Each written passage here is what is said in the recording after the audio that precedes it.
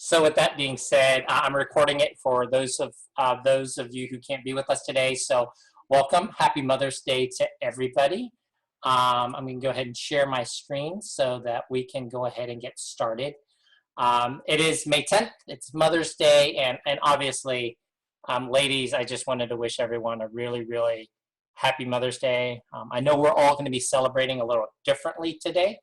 I'm blessed enough that Mom and my sister-in-law and Hannah will all be together this afternoon, but you know, we're celebrating differently too. So definitely hope you guys have a chance to call your mothers, Skype, Zoom, you know, face chat, whatever. And but yeah, you guys are a huge blessing. You guys are a huge blessing to us, and I know that this year, above everything else, your work as mothers is you know, more than ever. And I just wanted to say that we love you, and we can't do anything that we do without you guys. One of the funny things that's been happening is I've been getting a lot of funny memes, some of it from you guys, right? So keep sending them to me. Every week I'm going to start sharing some of these funny things that I think are going to be fun to share. So the first thing is from Maury Povich. You said you love spending time with your kids. The COVID-19 quarantine determined that it was a lie. The next one I got for you guys is Chuck Norris has been exposed to the coronavirus. The virus is now in quarantine for the next 2 weeks. Fight coronavirus. Eat 5 cloves of garlic every single day. It does absolutely nothing, but it'll keep everyone else at a safe distance. All right. This is me and my mom. My mom loves garlic. You have failed to hoard enough toilet paper. You have died of coronavirus. That would be really sad for those of you who don't understand this, right? For those of you not fortunate enough to grow up with Oregon Trail. And then the last one I got for you guys this week is, you said you were sick, cat lady. No, I said I have a case of corona. All right. So with that being said, where are we at? We are at the 5th Sunday of Eastertide, right? So we got a couple more weeks left of Eastertide. Remember that part of the Christian calendar is the recognition of Jesus was on earth for 50 days before the ascension. So Pastor is going to continue to talk us through that. He'll continue that today in his sermon about Eastertide in the church. It's going to be a very interesting message. We've covered the race to the tomb. We've covered the first appearance to Mary. We've covered everybody hiding in a room and Jesus offering peace. Last week, we looked at him giving the Holy Spirit and commissioning them out. We ended up last week with the discussion about how we are being sent out at a time when things are unknown. And more than anything, to fear not, because he has equipped us with everything that we would need. So that's where we ended up last week. Charlie led us in those discussions. And now what I'm about to do is I'm about to break you guys out. C.S. Lewis said that when we lose one blessing, another is often most unexpectedly given in its place. So I've got a breakout session for you guys. And so what I'll be doing is I'm going to be breaking you guys off into various rooms to talk about this. What was your most unexpected blessing this week? Right, so what I will be doing is I'm going to break you guys up into 2 rooms. Want you guys to have an opportunity to talk and share amongst yourselves. I might be jumping in and out just to you know, just to see some of the discussions going on, but it'll be just for you guys, right? And I'll give us 3 or 4 minutes with this, so you guys should have plenty of time to share. Okay. So. All right, so those rooms are open. You guys should be able to join the rooms. Good, perfect, perfect.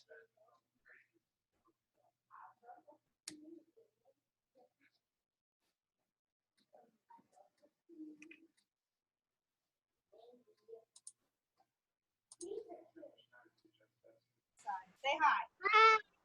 Hi. William. Hi. I want to say hi to William. Oh, Connor wants to say hi to you. Can you say hi to Connor? Hi, William. Say hi, Connor. We're watching the Mickey Not Okay Halloween parade that we went to Disney World on October. How fun. Here, you want to show them your choo-choo train? Okay. Show them. Okay, this is his choo-choo train. Oh, that's awesome. Oh, I like the colors. Great artist. Okay. I'm done On the patio. done now. You done momming? Yeah, well, I meant, you know. Fun. So I got to help her do a Excel project, and I didn't have to clean the house, and the house is now clean. So that, that was a blessing.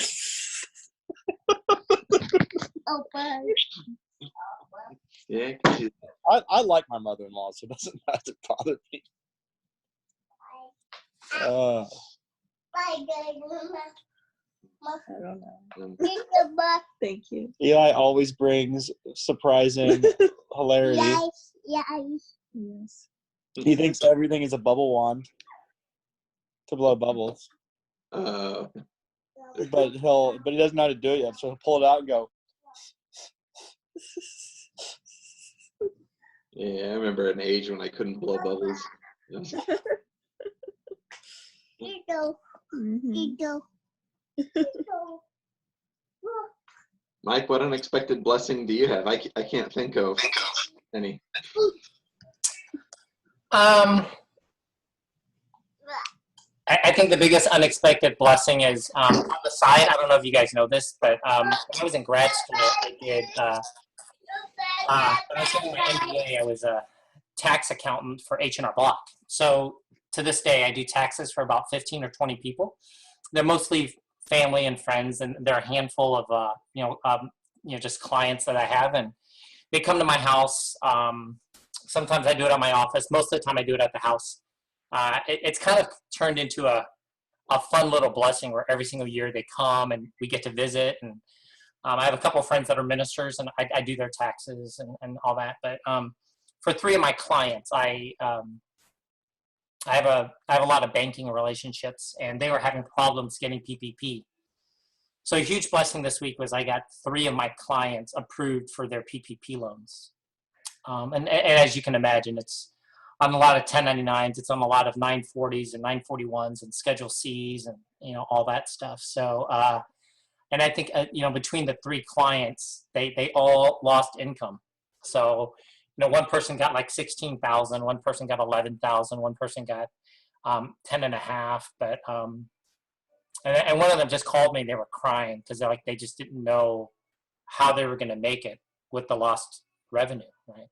So it was one of those weeks where it was very humbling because it's just I had this crazy side hustle when I was in grad school, and I've been able to over the years use it to bless people and use it to minister to people, and ironically. They're all Christians as well. So, just as part of the blessing, just being able to help them and, pray with them and in this case, helping them financially and getting the PPP through was a big blessing. So, yeah.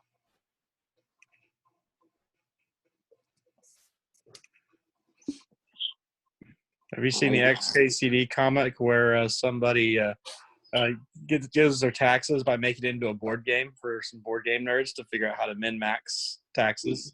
No, I haven't seen that. I'll have to find it. I used to really like him, but he's just gone downhill the last 4 years or something like that. Well, he has some good ones on the coronavirus. I could see that. Well, guys, I'm going to leave. I'm going to close the breakout rooms in about 90 seconds, and I'll get us back to our study. So if y'all want to finish up on any blessings, go ahead and do that. All right.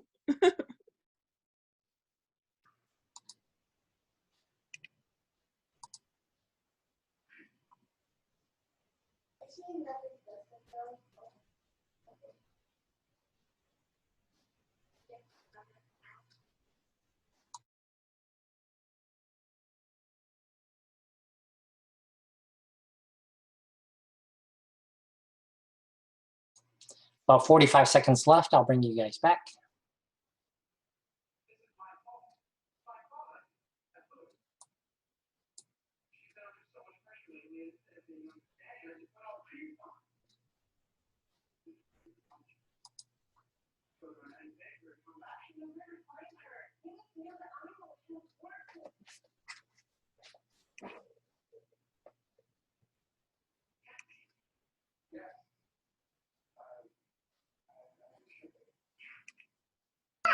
Everyone.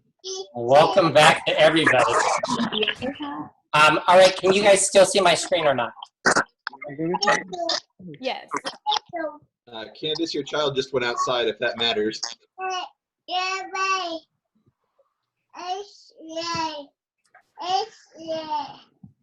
Yes. All right. Well, let's continue this. So we have a couple. Because we have a small group, I will go ahead and take John 19.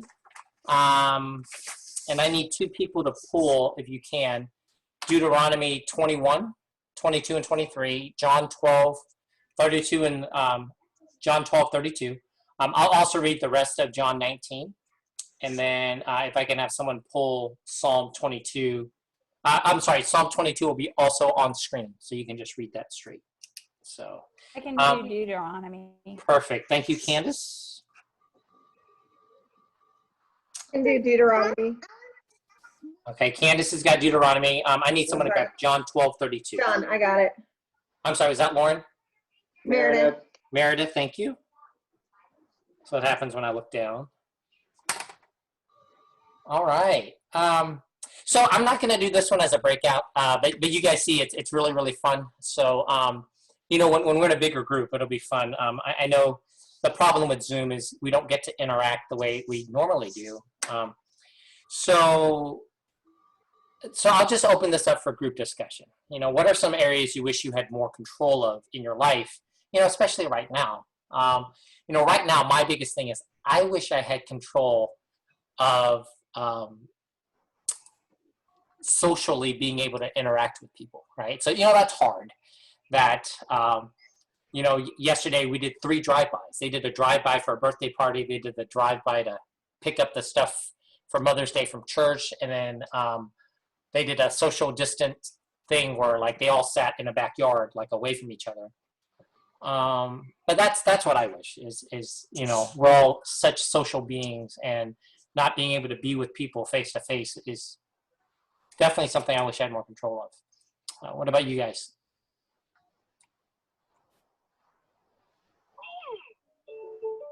Our kids' sleep schedule. Has it changed a lot?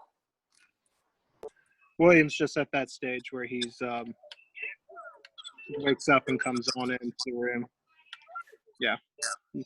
It's fun. I'll second that one. Having a sleep schedule that doesn't involve waking up at 2 a.m. every day. Yeah. Wake up till 4 a.m. last night. Oh, okay. You only woke up at 4 a.m. today, so improvements.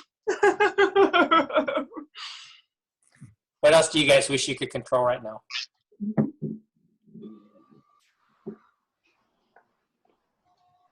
Our campus likes to schedule Zooms like 6 hours in advance, and with 2 little kids and a schedule we're trying to work, it's really hard. So I wish they would not do that, and I wish I had more control over that. Yeah. I wish I had more control over customers too. Right now my customers are very unpredictable. I have no idea what they're going to want, and it's kind of crazy, Customers and patients. Candace, anything for you? Well, I just don't like, and I know everyone's kind of leaning towards a little bit more freedom, but I really am bothered by all of the restrictions that they placed on everything, which I know things are starting to lighten up. Yeah. But, I wish I could control people more. I didn't hear what you said. No, I realized. He realized he was interrupting you, so he stopped. Oh, talking. okay. I don't know. It's just, I kind of lean towards that crowd where everything like got really tight, and I was like, we got to go buy guns. you know. We got a little nervous, you know. I don't like all the restrictions on everything. I didn't like when they said I had to wear a mask. The only reason I only wear a mask, you know, when I'm with the kids, and that's just so people don't get angry at me in front of the kids. You know, I just don't like all the personal restrictions. But there's a lot of things I don't like. I also don't like that I don't feel comfortable going to visit my family without feeling like I'm going to infect them and kill them all in that same breath. You know, that makes me pretty anxious about everything.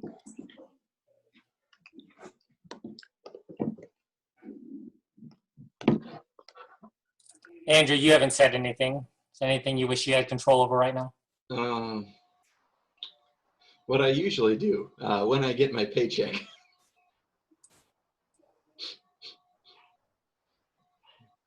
Working for a startup is not always the easiest about that. Yeah, I feel your pain.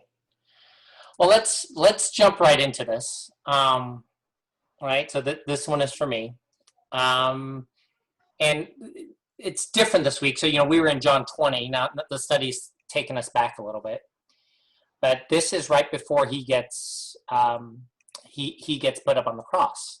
So he's before Pilate, and John 19:16 starts out with, "Finally Pilate handed him over to be crucified. So the soldiers took charge of Jesus. Carrying his own cross, he went out to the place of the skull, which in Aramaic is called Golgotha. There they crucified him, and with two others, one on each side and Jesus in the middle. Pilate had a notice prepared and fastened to the cross. It read, 'Jesus of Nazareth, the King of the Jews.' Many of the Jews read the sign, for the place where Jesus was crucified was near the city of Jerusalem, and the sign was written in Aramaic, Latin, and Greek. The chief priests of the Jews protested to Pilate, 'Do not write the King of the Jews, but that this man claimed to be the King of the Jews.' Pilate answered, 'What I have written, I have written.'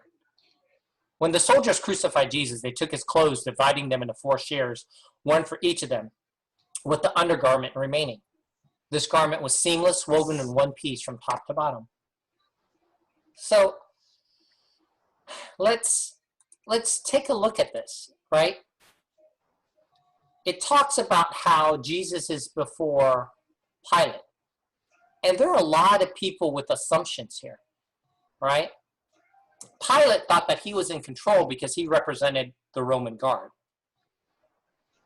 right? The Jewish leaders, the Sadducees, the Pharisees, the ones that brought him before, thought that they were in control because they're the ones that were taking a criminal who was rebelling against Roman authority directly to the rulers. And then in a lot of ways, the soldiers had ultimate control of him because once he was on the cross, you know, they had literally his life in their hands. So let's go back real quick here, and let me ask you guys the question, right? And look specifically at verse 21. So the chief priests of the Jews protested, "Do not write the King of the Jews, but that this man claimed to be the King of the Jews." What were the chief priests upset about?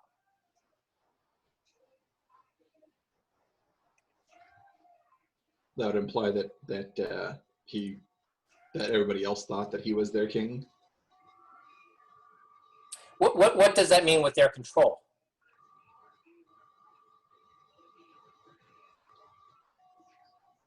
That someone else had authority over them? Now, let me ask you this. What does it mean to you guys that it would be written in 3 languages, right? So right there in verse 20, we see that it was written in Aramaic, Latin, and Greek, right?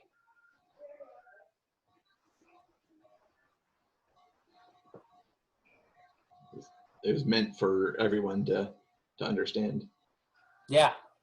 So one of the big things in this example was Pilate was really making an example of him, right? The Latin was for the Roman people.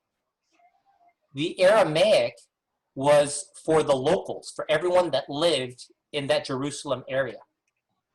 The Greek that they wrote in the sign in verse 20, That was for everyone else. That's for everyone that might be coming down that road and seeing this. The reason the Romans crucified in public was it was ultimate humiliation, right?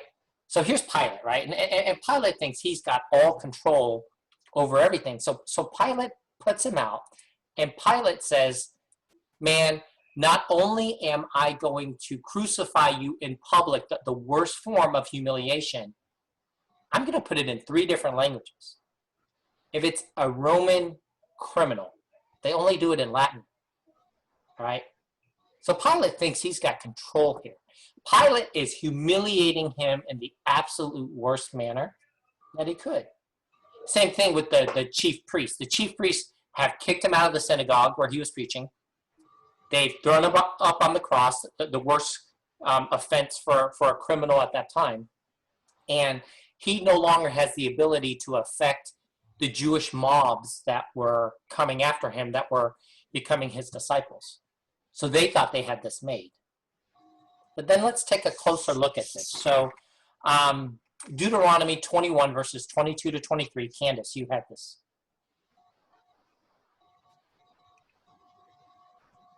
You're on mute. Okay.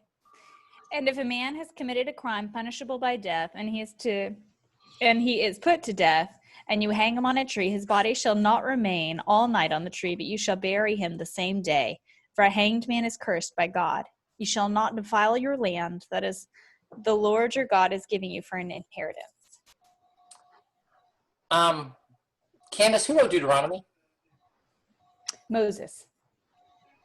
How many years before Jesus do you think Moses wrote Deuteronomy? A lot. A lot. So, and we're not sure, but it's somewhere from 3,000 to 4,500 years before, right? So it was a long, long time. So we've had, if you look at the genealogy that goes from Moses through Joshua, through the Old Testament, all the way to Matthew 1, right? And you track that genealogy. And you assume that each generation is about 25 years, okay? That puts the number somewhere between 3,000 to 4,500 years, and they jump a little. So on a couple of the genealogies, you can tell that it jumps from like a person to like their great-great-great-great-grandson or something. And some of that is because of the Assyrian and the Babylonian exile and the fact that we lose records. Records were not great during that time. But this is something, what Candace just read, years and years ago about being hung on a tree. Remember that when they were wandering through the desert, there was no Roman Empire. When they were wandering through the desert, when they're at Mount Horeb and they're at Mount Sinai and they were at some of these places, there was no such thing as crucifying up on a tree, right? So the fact that Deuteronomy would come and talk about how this was the absolute worst offense is really, really interesting, right? So let me ask you the question. What does that show about who's in control if God had prophesied this 3,000-4,000 plus years ago, right? Obviously, that's a rhetorical question. But let's keep going. So, as they kept going, let's not tear it, right? These are the Roman soldiers talking to one another. Let's decide by lot who will get it. This happened that the scripture might be fulfilled that said, they divided my clothes among them and cast lots for my garment. So this is what the soldiers did. Near the cross of Jesus stood his mother's sister, Mary the wife of Clopas, and Mary Magdalene. When Jesus saw his mother there, and the disciple whom he loved, John, standing nearby, he said to her, "Woman, where is your son?" And to the disciple, "Here is your mother." From that time on, this disciple took her into his home. Right? So, there they are, right? You've got Roman soldiers took his clothes and they broke it off into 4 different pieces, right? 4 different pieces. And they're casting lots. Meredith, you had John 12:32. And I, if I am lifted up from the earth, will draw all men to myself. Well, that doesn't make sense either. What do you think that means?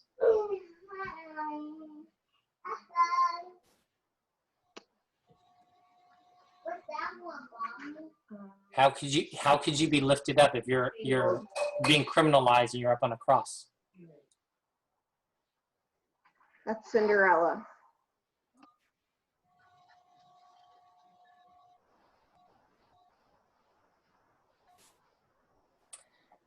So, we know that the clothing of the criminal, I mean, that was everything that Jesus had left. They became the spoils of war, the spoils of the executioners. Now they're mocking him, right? They were going to take this and they were going to take everything that he had left. Okay? So now we jump to Psalm chapter 22. Did I have a reader for this? Can I get one of you guys to read Psalm 22 for me, please?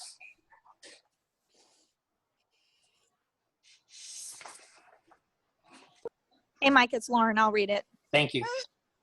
Do not be far from me, for trouble is near, and there is no one to help. Many bulls surround me, strong bulls of Bashan encircle me. Roaring lions that tear their prey open their mouths wide against me. I am poured out like water, and all my bones are out of joint. My heart has turned to wax. It has melted within me. My mouth is dried up like a potsherd, and my tongue sticks to the roof of my mouth. You lay me in the dust of death. Dogs surround me. A pack of villains encircles me. They pierce my hands and my feet, and my bones are on display. People stare and gloat over me. They divide my clothes among them and cast lots for my garment. Wow, so that's pretty crazy, right? So we see in these three verses, we see in Deuteronomy, we see in John 12, and now we see in Psalm 22. Now, Psalm 22 is very interesting because this is written to a music minister, right? So we have a situation where we literally, everything that he says has been preordained, has been predicted. One of the things that I didn't elaborate on was the verse before in John 19, 26, 27, where John takes care of Jesus's mom, right? And they said to the disciple, here's your mother. And from that time on, the disciple took her into his home. Once again, when you're a person at that time, if you are a widow, if you're a single mom, if you're a woman, if you are not married, your fate's sealed. You're going to live in poverty. You're going to become a prostitute. You become part of the poor.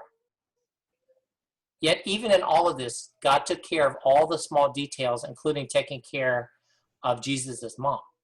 Now, I'm not going to elaborate too much because Pastor's going to go into that about who he takes care of and what the church does and what the church is supposed to do.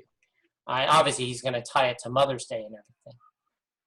But here we are, we have a situation, right, where you have a lot of different people who think that they were in control of the situation, right?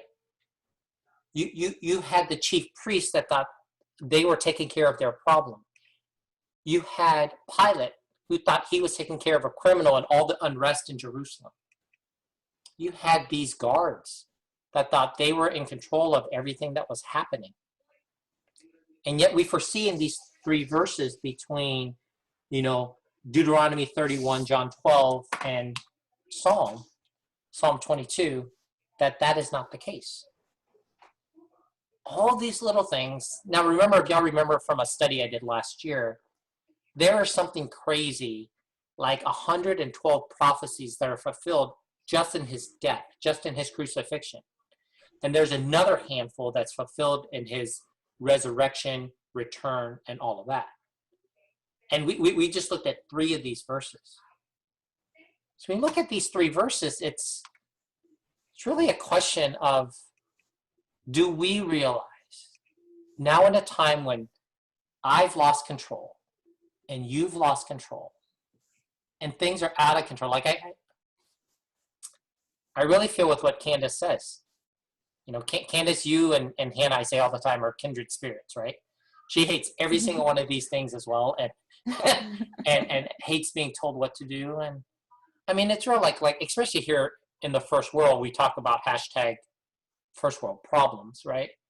We love our freedoms. We love our liberties. We love being able to do what we want when we want to do it. And in the last 3 months, all of that's been taken away. And I think for those of us that are control freaks, right? We're educated, we're confident, we have means, we have education, we know how to take care of ourselves. We don't want to listen. We don't want someone else controlling us. And that we forget that in utter despair and in the breakdown of everything, God is still in control. And it's a good reminder for me, right? I mean, I'm a guy that's been blessed with a lot of authority, right? I oversee 3 companies. I oversee 37 employees. I oversee Sunday school teaching and this and nonprofits, and I sit on boards, and God's given me a lot of control. And even in this, I'm reminded that in the very, very smallest detail, God was in control of it, things that Pilate could not foresee, and the Jewish leaders could not foresee, and the guards and everyone that witnessed, and the 150 people that saw him after he came back, right? The early church, that very first early church that saw him the 50 days before the ascension. He was in control of all of that. So just to wrap it up for today, right? We have a close connection challenge for today. And, you know, in a world where little is in our control, yet we try to control everything, what does it look like to pray about how you can spontaneously be kind to others, right? So your challenge this week, right, is going to be kind, to be spontaneously kind, so that, you know, people that think that they're in control of their life, they could be blessed by you. So look for an opportunity to bless another person, right?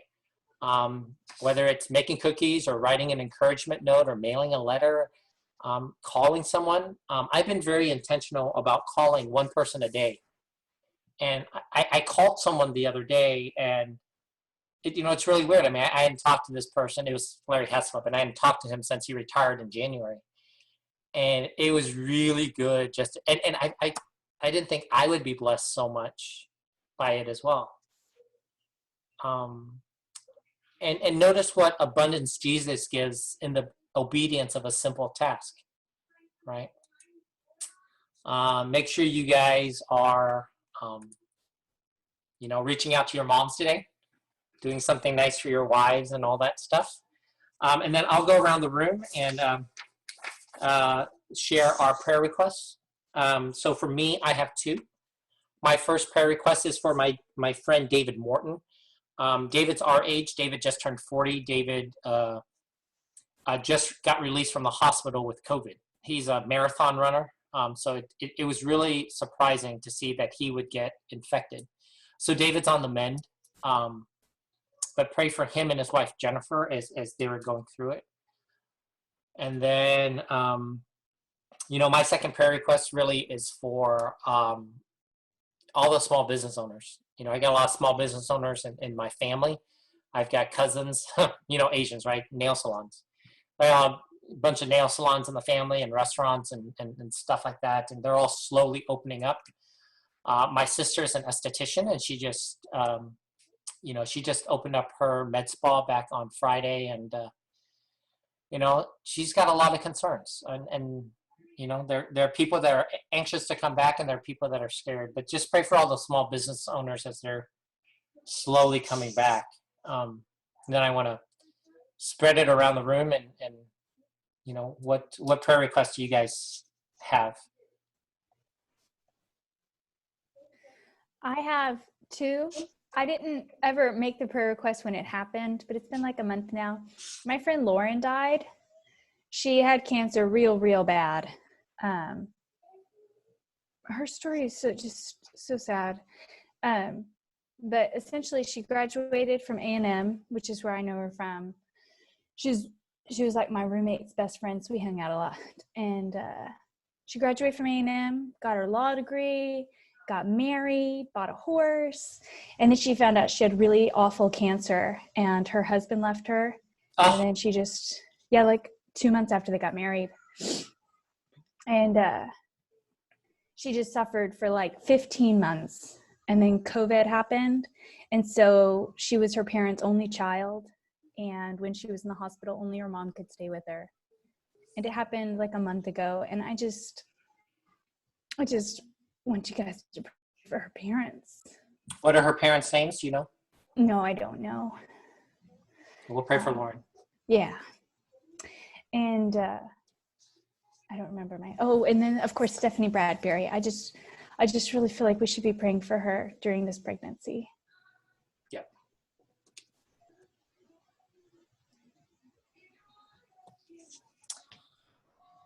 We've been able to see the Howards a little bit. And I've also really been praying for Sarah.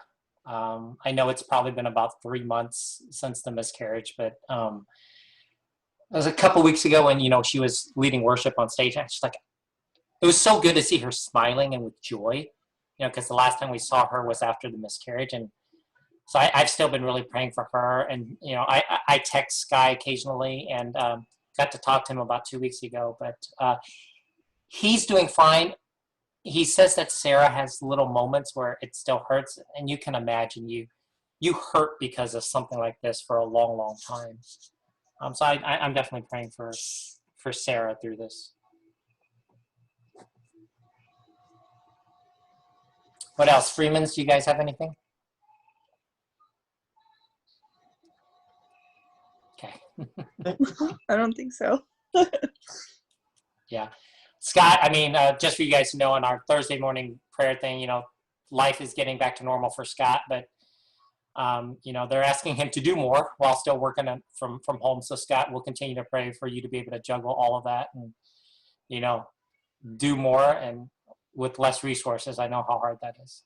So stalls, what do things look like with, cleaning out the band halls and all that? We'll both be up at school this week working, so we're just trading off who's at school. But it's nice to be around people, so it's not a bad thing. So it's okay. We're good. Yeah. Lauren, anything for you and Ryan? It's just same old around here. But I think maybe not really my prayer request, but I think we all need to be praying about what you talked about with control and God and everything that's going on. It's a tough thing. I think we're all dealing with it in different ways. And, just that we're open to kind of connecting with God on that, however we're feeling.